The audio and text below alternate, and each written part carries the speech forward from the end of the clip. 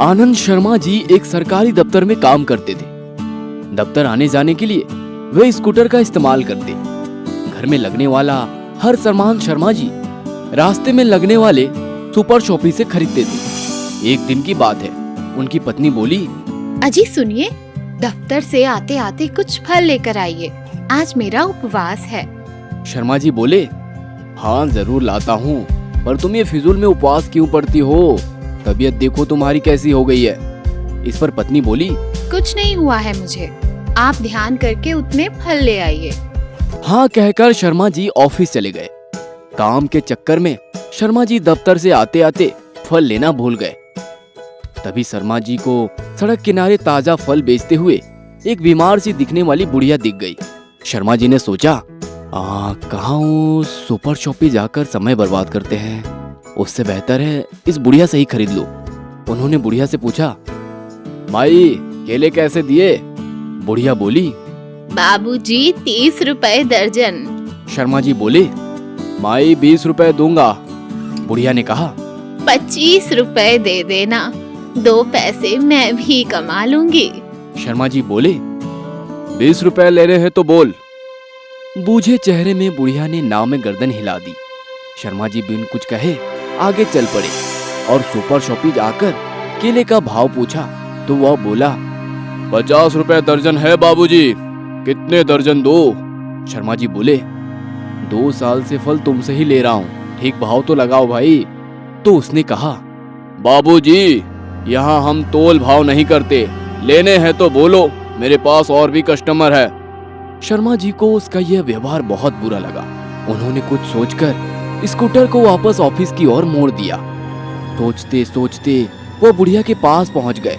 बुढ़िया ने उन्हें पहचान लिया और बोली, बाबूजी केले दे दूं, पर भाव 25 से कम नहीं लगाऊंगी।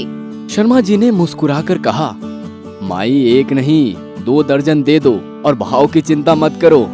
बुढ़िया का चेहरा खुशी से दमकने लगा। केले देते हुए वो बोली, बाबूजी मेरे पास थैला नहीं है।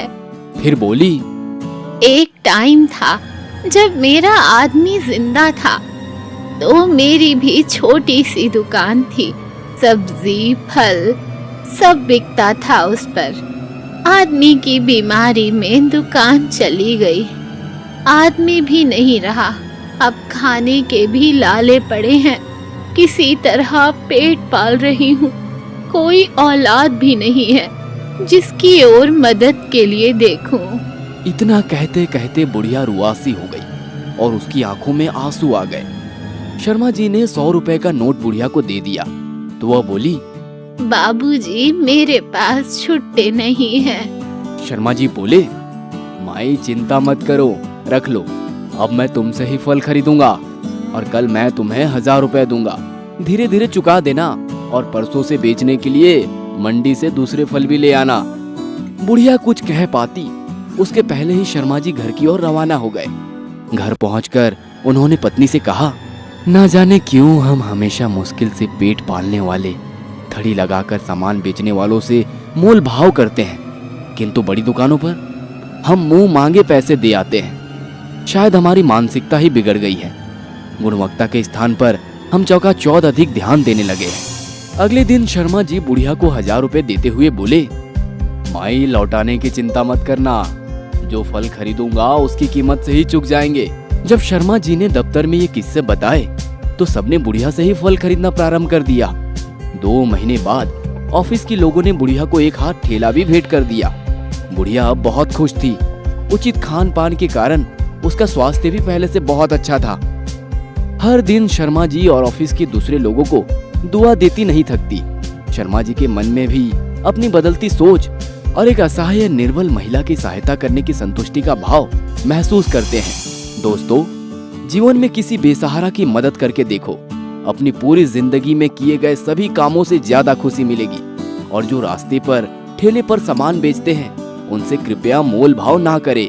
वे पैसा कमाने के लिए नहीं बेचते, बल्कि अपना पेट पालने के लिए मजबूरन सामान बेचते हैं। तो 5 रुपए उनको ज्यादा भी दे दिए तो वे आपको उम्र भर